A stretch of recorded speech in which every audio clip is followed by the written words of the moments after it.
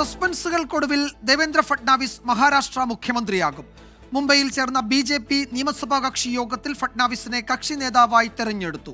നാളെ വൈകിട്ട് 5 മണിക്ക് മുംബൈ ആസാദ് മൈതാനിയിലാണ് സത്യപ്രതിജ്ഞാ ചടങ്ങുകൾ നടക്കുന്നത്. ശ്രീനാഥ് ചന്ദ്രൻ മുംബൈയിൽ നിന്ന് ചേരുന്നു വിവരങ്ങളുമായി. ശ്രീനാഥ്, നാളത്തെ സത്യപ്രതിജ്ഞാ ചടങ്ങിൽ പ്രധാനമന്ത്രി ഉൾപ്പെടെ BJP നേതാക്കളും NDA ഭരിക്കുന്ന സംസ്ഥാനങ്ങളിലെ മുഖ്യമന്ത്രിമാരും ഒക്കെ പങ്കെടുക്കുന്നുണ്ട്.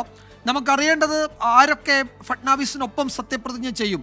അജിത് പവാറും ഷിൻഡെയും ഉപമുഖ്യമന്ത്രിമാരായി ആ സത്യപ്രതിജ്ഞയിൽ പങ്കെടുക്കുമോ എന്നാണ്.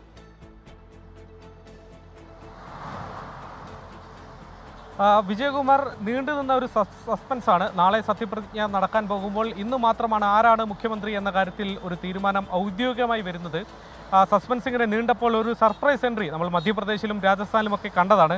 അത്തരമൊരു എൻട്രി ഉണ്ടാകുമോ എന്നുള്ള ചോദ്യമൊക്കെ പല കോണുകളിൽ നിന്ന് ഉയർന്നു. പക്ഷേ അതുണ്ടായില്ല. അതിനുള്ള പ്രധാനപ്പെട്ട കാരണം ഉപമുഖ്യമന്ത്രി പദത്തിലേക്ക് ഏക്നാഥ് ഷിൻഡെയും അജിത് പവാറും തന്നെയാകും എന്ന് ഏതാണ്ട് ഉറപ്പിച്ചൊരു ഘട്ടമാണ്. ഏക്നാഥ് ഷിൻഡെ കഴിഞ്ഞ ദിവസത്തോടെ അദ്ദേഹത്തിനുണ്ടായ ഒരു അകൽച്ച അത് കുറഞ്ഞിട്ടുണ്ട് എന്നതാണ് മനസ്സിലാക്കുന്നത്.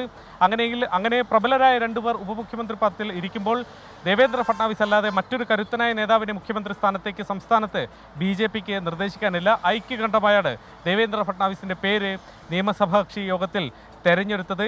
മുഖ്യമന്ത്രി ഉപമുഖ്യമന്ത്രിമാർക്കുമൊപ്പം 20 പേരെങ്കിലും മന്ത്രിമാരായി സത്യപ്രതിജ്ഞ ചെയ്യും എന്നതാണ് നമ്മൾ ഏറ്റവും ഒടുവിൽ മനസ്സിലാക്കുന്നത്. 43 മന്ത്രിമാർക്കാണ് സാധ്യത.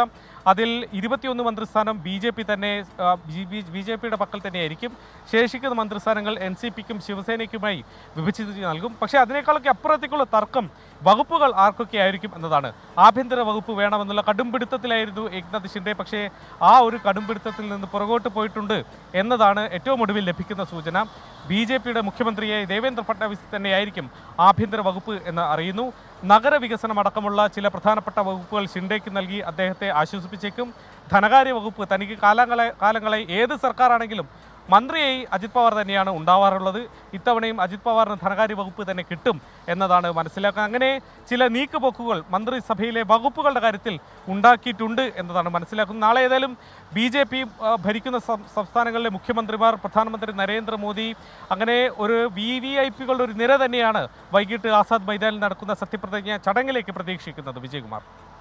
മുംബൈയിൽ നിന്ന് ശ്രീനാഥ് ചന്ദ്രനാണ് വിവരങ്ങൾ നൽകിയത്. നാളെയാണ് സത്യപ്രതിജ്ഞ. വകുപ്പുകളിലാണ് ഇനി ആകാംക്ഷയുള്ളത്. എത്ര വിട്ടുവീഴ്ച ചെയ്യും BJP ഷിൻഡെയ്ക്ക് മുന്നിൽ എന്നതാണ് അറിയേണ്ടത്.